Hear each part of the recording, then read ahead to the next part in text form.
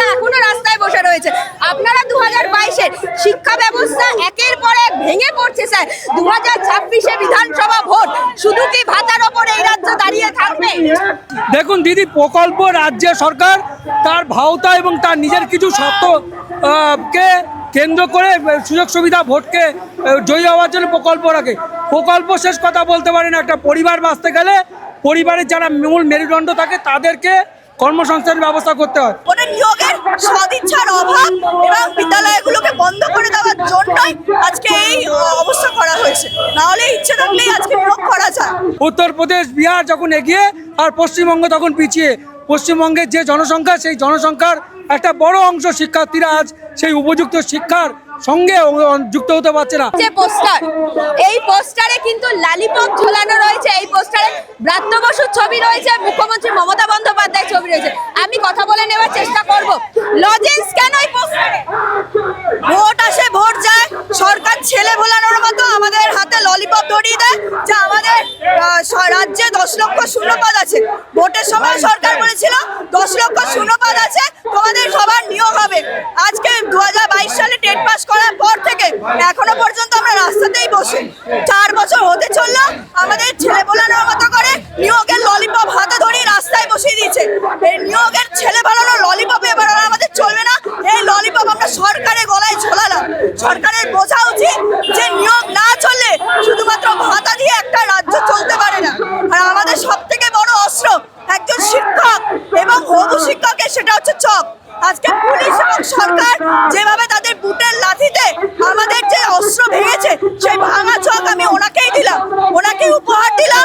আমাদের আসল অস্ত্র, আমাদের মোটা চক আমাদের দিয়ে আমাদেরকে স্কুলে ফেরাতে হবে এবং আমাদের 50,000 নোটিফিকেশন দিয়ে দ্রুত ইন্টারভিউ নিয়ে বিদ্যালয়ে যাওয়ার ব্যবস্থা করতে হবে। মুখ্যমন্ত্রী এবং শিক্ষামন্ত্রী বলছেন যে পুরোটা সরকার কোর্টের উপর নির্ভর করছে।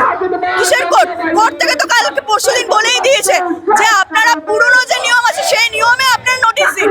আজকে এসএসসি রিক্রুটমেন্টে যেখানে বেরোতে পারছে সেখানে নোটিশ বেরোতে পারছে, তাহলে আমাদের ক্ষেত্রে কিসের দ্বিচারিতা?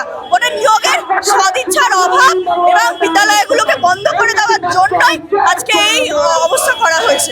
নাহলে ইচ্ছে থাকলেই আজকে নিয়োগ করা যায়। 50,000 ভ্যাকেন্সি দিয়েই নিয়োগ করা যায়। কোর্টের ব্যাপার যেটা বলছেন, ওরা সাবজেক্ট টু আউটকাম দেখিয়ে যেভাবে এসএসসি নোটিফিকেশন দিয়েছে, আমরাও চাই আমাদের একটা ইন্টারভিউ নোটিফিকেশন দিক, পরে কার্যক্রম হোক। যেখানে মুখ্যমন্ত্রী বলছে প্রাথমিকে 1 লক্ষ শূন্যপদ আছে এবং পর্ষদ সভাপতি বলেছেন আমাদেরকে যে প্রাথমিকে 50,000 শূন্যপদ আছে। ওপর মহল থেকে নির্দেশ পেলে আমরা করব। আমার একটা প্রশ্ন, ওপর মহলে কে বসে আছে? আমরা বারংবার এত রাস্তায় নামছি, আমাদেরকে দেখতে পাচ্ছে না? তারা কি চোখ বন্ধ করে বসে আছে? আর কতদিন এইভাবে আমাদের রাস্তায় পড়ে থাকতে হবে? আমাদেরও তো বাড়িতে মা বোন আছে, বা বাড়িতে বাবা আছে, বৃদ্ধ বাবা আছে, আমাদেরও সংঘ ধর্ম আছে। তাহলে এইভাবে রাস্তায় কি একজন শিক্ষিত হয়েছি, টেট পাস করেছি, রাস্তায় বসে থাকার জন্য? আজকে রাজ্যের বেকার শিক্ষিত যুবক যুবকরা পরিযায়ী শ্রমিক করছে।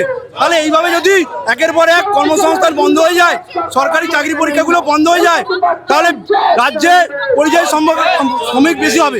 সেটা কি আমাদের মুখ্যমন্ত্রী চাইছে? আজকে যোগ্য শিক্ষকরা রাস্তায় বসে আছে কেন? কিসের জন্য তারা বসে থাকবে? আর যদি অযোগ্য শিক্ষকদের সঙ্গে নেতাজি ইন্ডোর স্টেডিয়ামে মাননীয় মুখ্যমন্ত্রী দেখা করতে পারে, তাহলে আমরা তো যোগ্য, আমাদের কাছে ওয়ে মারছে, তাহলে কিসের এত অসুবিধা? আমরা বারংবার কালীঘাটে যাচ্ছি, ওনার প্রতিনিধির সঙ্গে দেখা করতে চাইছি, কেন আমাদের সময় দিচ্ছে না? আমাদের দাবি অবিলম্বে 50,000 শূন্যপদ নিয়ে ইন্টারভিউ নোটিফিকেশন পাস করতে হবে যত দ্রুত সম্ভব, এবং পঞ্চম শ্রেণীকে প্রাথমিকে অ্যাড করতে হবে। প্রতিটা টেট পাসের পূর্ণাঙ্গ তালিকা পিডিএফ আকারে প্রকাশ করতে হবে। যদি না হয় এরপরে আমরণ অনুষ্ঠান হবে, আমরণ। কেউ বসে থাকবো না ঘরে, যতক্ষণ ইন্টারভিউ নোটিফিকেশন পাস করবে ততক্ষণ আগে থাকবে। ধন্যবাদ। 2016 সালের কিন্তু আমরা দেখলাম যে শিক্ষক শিক্ষিকারা এখনো রাস্তায় বসে রয়েছে। আপনারা 2022-এর শিক্ষা ব্যবস্থা একের পর এক ভেঙে পড়ছে স্যার। 2026-এ বিধানসভা ভোট, শুধু কি ভাতার ওপর এই রাজ্য দাঁড়িয়ে থাকবে? এটা আমাদের পশ্চিমবাংলা স্বামী বিবেকানন্দ, কাজী নজরুল ইসলাম, ঈশ্বরচন্দ্র বিদ্যাসাগরের পশ্চিমবাংলা আজকে শিক্ষা ব্যবস্থা ভেঙে পড়েছে। আমরা আজকে কারোর দয় চাকরি চাইতে আসিনি, শিক্ষকতা করতে আসিনি। আমরা 2022 সালে স্বচ্ছ প্রাথমিক টেট পাস করে আছি, আমাদের ওএমআর সিট আছে। আর এখন সরকার আমাদের এতদিন নিয়োগ করেনি, এখন বলছে ওবিসি। ওবিসিটা কোনো বাহানা নয়, সাবজেক্ট টু আউটকাম দিয়ে সুপ্রিম কোর্টের পরামর্শ মতে আমাদের নিয়োগ করতে পারে। গভর্নমেন্ট সেটা করছে না। আমাদের একটাই দাবি, 2022 প্রাথমিক টেট পাসদের 50,000 শূন্য পদে ইমিডিয়েট স্কুলে ফেরাক। কারণ আমাদের 2016 যে নিয়োগটা ক্যান্সেল করেছে, তাদের ওএমআর সংক্রান্ত ইস্যু ছিল। আমাদের ওএমআর আছে, আমরা বৈধ ক্যান্ডিডেট, আমাদের স্কুলে ফেরানোর ব্যবস্থা করুক মাননীয় মুখ্যমন্ত্রী। না হলে আমরা আজীবন, আমরা সারা জীবন এখন আমরা আমার অনশন করব। মুখ্যমন্ত্রী নিজে বলেছেন লাখ লাখ শূন্যপদ পড়ে আছে, তাহলে সেই শূন্যপদটা কোথায়? ভোটের আগে কি শুধু ললিপপ? আজকে প্রতীকী ললিপপ এনে গিয়েছি আমরা ইমিডিয়েট স্কুলে ফিরতে চাই। আমরা বাচ্চাদের পড়াতে চাই, দেশের মানুষকে শিক্ষিত করতে চাই। আমরা রাজপথে ঝড় জলে আন্দোলন করতে চাই না। আমরা সরকারের পাশে আছি মাননীয় মুখ্যমন্ত্রী, আমরা আপনার বিরোধী নই, আমরা আপনার পাশে আছি। আমরা হবু শিক্ষক, আমরা স্কুলে ফিরে সুন্দর ফুলের মতো বাচ্চাদের সঙ্গে শিক্ষকতা করতে চাই, এটাই আমাদের একমাত্র দাবি। আমরা বারংবার রাজ্য সরকারের বিরুদ্ধে যে অভিযোগ শুনেছিলাম যে সাধারণ যারা পরীক্ষায় বসছে তাদের জন্য একটা বিজ্ঞপ্তি থাকে, যারা ফিজিক্যালি চ্যালেঞ্জ থাকে তাদের জন্য একটা আলাদা বিজ্ঞপ্তি থাকে। সেই সমস্ত পরীক্ষা পাশ করেই কিন্তু স্কুলের শিক্ষক হতে হয়, তার জন্য কোনো ছাড় নেই। কিন্তু এখনো পর্যন্ত কিন্তু আমার সঙ্গে মিছিলে যিনি হাঁটছেন আমি কথা বলবো। স্যার, আমরা দেখলাম 2026-এর 16 যে প্যানেল সেটা বাতিল হয়েছে, তারপর বিজ্ঞপ্তিতে ফিজিক্যালি যারা চ্যালেঞ্জ, যারা দেখতে পাচ্ছেন না, তাদের জন্য কোনো বিজ্ঞপ্তি নেই। আপনারা 2022-এর প্রাথমিকের টেট এখনো পর্যন্ত কোনো নিয়োগ হয়নি, মিছিলে হাঁটছেন। আপনাদের জীবনটা এখন ঠিক কেমন চলছে? আমাদের জীবনটা খুবই খারাপ অবস্থা, মানসিক এবং শারীরিকভাবে অক্ষম। আমি আজকে হাতের অবস্থা দেখতে পাচ্ছেন, আমার পিঠ থেকে কোমর থেকে পিঠ পর্যন্ত মাথা, আমার শারীরিকভাবে আমার প্রতিবন্ধকতার মধ্যে আছি।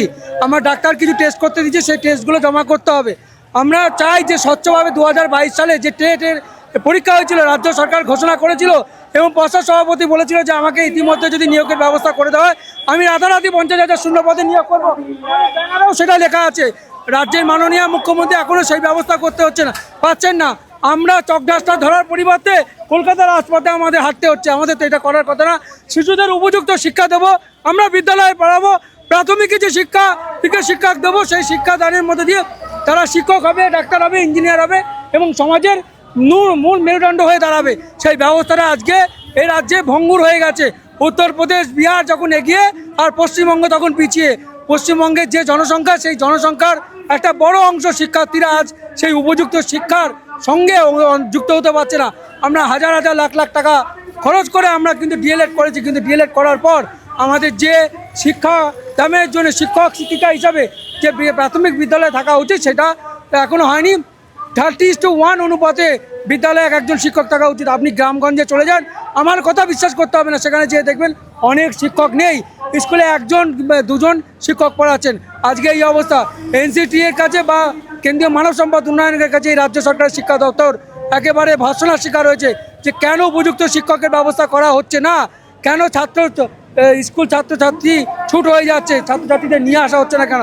উপযুক্ত শিক্ষকের অভাবে আজকে স্কুলের তালা বন্ধ হয়ে গেছে প্রাথমিক, কিন্তু নিয়োগ বন্ধ হয়ে রয়েছে। আমরা নিয়োগ হোক, আমরা এটাই চাই। এই জন্য আমাদের দাবি দেওয়া। আমরা 23 সালের থেকে আমরা আন্দোলন করছি, 3 বছর হয়ে গেছে আমাদের আন্দোলন। অবিলম্বে এসএসসিকে যদি ইন্টারভিউ রিটেনের যদি নোটিফিকেশান বেরোতে পারে, আমাদেরও নোটিফিকেশান। বাড়ির ভিত তৈরি করতে গেলে প্রাথমিক ভিতটাকে ঠিক রাখতে হয়, নাহলে বাড়ি ভেঙে যায়। আমরা প্রাথমিকের শিক্ষক, প্রাথমিকের শিক্ষা না হলে হাই স্কুলে কোনো ছেলে মেয়ের শিক্ষা গ্রহণ করতে যাবে না। ফলে আমরা চাই আপনাদের গণমাধ্যমের মাধ্যমে পৌঁছে যাক। রাজ্যের ওই নবান্নের 12 তলায় বসে থাকা আমাদের রাজ্যের মাননীয় মুখ্যমন্ত্রী গণতান্ত্রিক পদ্ধতিতে নাকি এই নিয়োগে তিনি নাকি নির্বাচনে জয়ী হয়েছেন, তার কানে পৌঁছাবার জন্য আমাদের এই আন্দোলন। আমরা যেন জয়ী হতে পারি, আমাদের বিদ্যালয়ে বিভিন্ন প্রান্তে 23টা জেলা বিভিন্ন প্রান্তে পৌঁছে যেতে পারি, এই দাবি রাখছি। এই জন্যই আন্দোলন। যতক্ষণ আমাদের দাবি পূরণ হবে না ততক্ষণ আমরা এই আন্দোলন চলবো, বৃহত্তর আকারে আন্দোলন করব। আমরা বিকাশ ভবন এবং তার সঙ্গে সঙ্গে পর্ষদে তালা মারবো। আমরা ডিপিএসসি চেয়ারম্যানকে বলেছি আপনার এই ঘর তালা মেরে দেবো। আমাদের জন্য আমাদের অর্থ নিয়ে রাজ্য সরকার বিভিন্ন দপ্তর চলে, আমাদের অর্থ ছাড়া কিন্তু দপ্তরগুলো চলতে পারে না।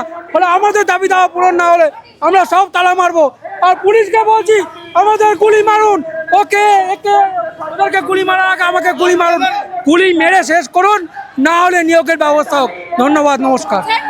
বলছি যে প্রাথমিকে যারা শিশুরা রয়েছে বা উচ্চ প্রাথমিকে তারা ভোট দেয় না, কিন্তু তাদের বাড়ির বাবা মায়েরা ভোট দেয়। আমি বলছি যে এই যে কন্যাশ্রী, এই যে সবুজ সাথী, সেইটা কি এবারে ভোটের মাধ্যম হবে নাকি টিচার নিয়োগ করা চাই, এইটা এবারে ভোটের মাধ্যম হওয়া উচিত? দেখুন দিদি, প্রকল্প রাজ্য সরকার তার ভাওতা এবং তার নিজের কিছু শর্ত কে কেন্দ্র করে সুযোগ সুবিধা ভোটকে জয়ী হওয়ার জন্য প্রকল্প রাখে। প্রকল্প শেষ কথা বলতে পারে না। একটা পরিবার বাঁচতে গেলে পরিবারের যারা মূল মেরুদণ্ড থাকে তাদেরকে কর্মসংস্থানের ব্যবস্থা করতে হয়। আর যদি আমার মতো, আমার বাবা মা মারা গেছে, আমি একা হয়ে পড়েছি, আমি পুরোপুরি বেকার, সংসার জীবনও গ্রহণ করতে পারিনি, কিন্তু এক একটা ছেলে কিংবা এক একটা মেয়ে যখন চাকরি পায় তার পরিবারে 5 জন 7 জন করে কিন্তু সেই পরিবারে ওই ব্যক্তির মাধ্যমে পরিচালিত হয়। একটা প্রকল্পের মাধ্যমে 1000, 1500, 2000 টাকা তাদের সংসার চলে না। আপনি জানেন একটা চা বিস্কুট খেতে গেলে কত লাগে, একটা রেস্টুরেন্টে যে সামান্য ক্ষুধা নিবারণের জন্য কত টাকা লাগে, ফলে তা দিয়ে কিন্তু হতে পারে না। ভোট কিন্তু এই দিয়ে কোনোদিন সারা জীবন চলতে পারে না। একটা সময় পরিবর্তন আসবেই। আমাদের নিয়োগ না হলে আমাদের এক একটা পরিবারে যদি 6 জন করে থাকে, হাজার হাজার প্রায় 52,000 ছেলে মেয়ে টেট পাস করেছে ডিএলএডে, তাহলে 52 × 6 লাখ 6 ধরে নেন 3 থেকে 4 লাখ ছেলে মেয়ে এবং তার পরিচিত বন্ধু বান্ধব, কত অংশের পরিমাণ সারা রাজ্যে প্রভাব ফেলবে। 26-এর প্রভাব পড়বেই। আমাদের নিয়োগ না দিলে আমাদের চোখের জলের প্রভাব একদিন অবশ্যই পড়বে। এই রাজ্য সরকারকে মনে রাখতে হবে, এটা আমরা মনে করি।